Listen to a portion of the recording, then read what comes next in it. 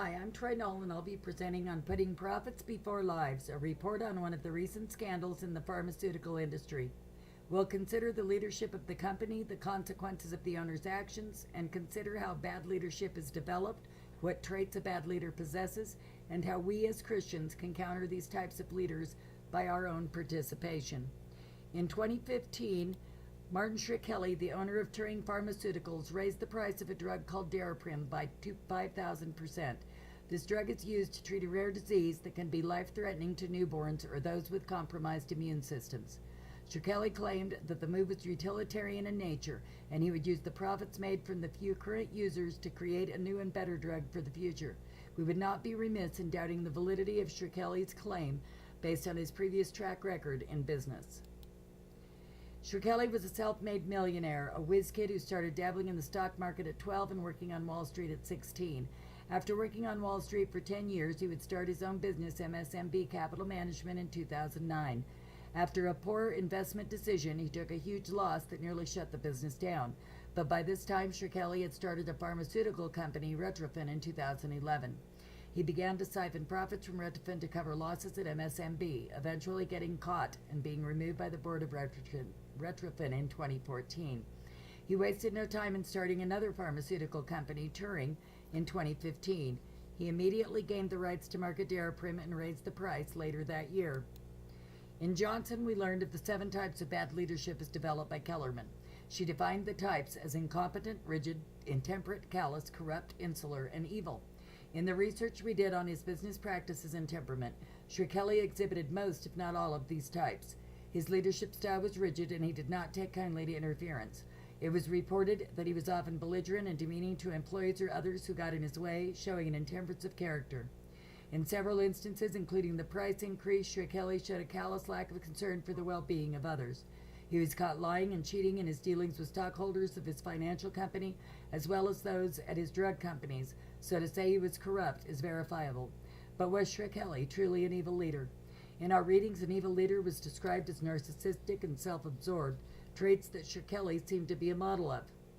There are ethical points in this scandal that will compare to the way U.S. officials have run up the national debt. In both instances, we find a stated motive of doing good. In the case of Shkreli, he claimed a motive of utilitarianism or serving the greater good in the long run. In much the same way, Congress, presidents, and others in Washington vote to increase the national debt in order to finance a myriad of projects, both domestic and foreign, that seem to be altruistic in nature, such as providing food stamps to the poor, protecting our weaker allies, and providing humanitarian aid in situations all over the world. In the one instance, they justify the sacrifice today by pointing to the benefit later, and in the other, they justify the sacrifice of a solid fiscal future for the excesses of the current day. In both cases, it shows bad stewardship of the resources the actors were entrusted with. What contributes to leadership failures such as these? In the case of the U.S. debt, it seems we are blinded to the plight of future generations, as Shkreli was blind to the plight of current suffering patients requiring his drug.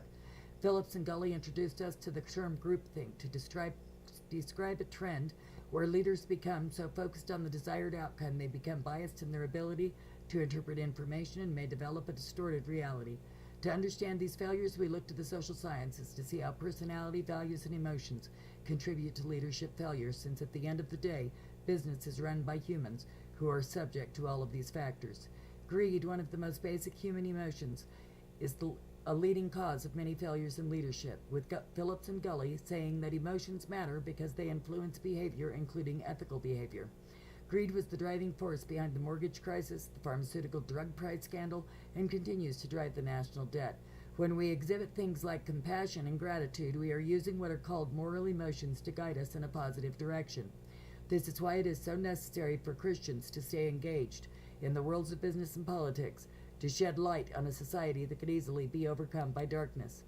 The Bible has plenty to say about leadership and how we are to participate in the world without becoming of the world.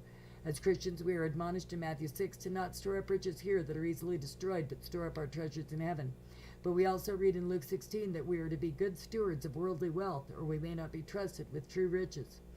In 1 John, we are told, do not love the world or anything in the world, and many have taken this to mean that Christians should not participate in business ventures, politics, or other secular parts of society. As Overman's conversation with Dr. Tassi shows, when Christians take this view, the world suffers. While working in ministry is a valuable job, Christians need to understand that working in secular positions can also be valuable to God and His kingdom.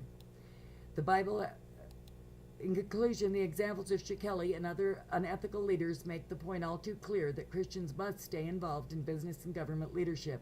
We must be present in the world to constrain the evils of those like Shekeli who would participate in and promote unethical leadership.